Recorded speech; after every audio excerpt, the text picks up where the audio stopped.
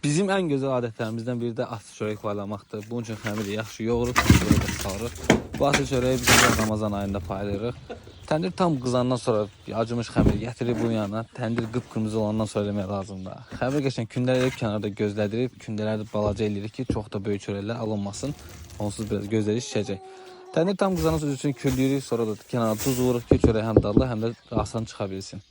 Biz bunun yayında çox da geniş yaymırıq. Üzərinə 6 dənə də vilka zərbəsi vurub yumurtanı çəkib təndirə yapışdırırıq. Düz ana məndən qat-qat yaxşı eləyir, amma mən də pis eləmirəm məncə. Fikir nəzirələrdə yazarsınız. Çörəyin üstünü bağlayırıq və gözləyirıq bunun bişməyə. Qıpqırmızı bişəndən sonra bunları hamısını çıxarırıq və yığırıq bir qaba, aparırıq bunu evə. Başlayırıq sonra isə halvanı hazırlama. Halvanı hazırlama videosunu mən bir neçə video əvvəl paylaşmışdım. İstəsəz girib oradan baxarsınız. Yaxşı şəkərini əlavə edib, qarışdırıb çörəyin üzərinə halvanı əlavə edirik.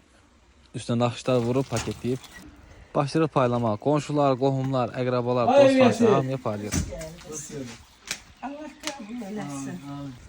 Bütün qapıları bir-bir gəzirik, yaxın uzaq demədən hər yerə çatıb çörəkləri paylayırıq. Allah qəbul eləsin.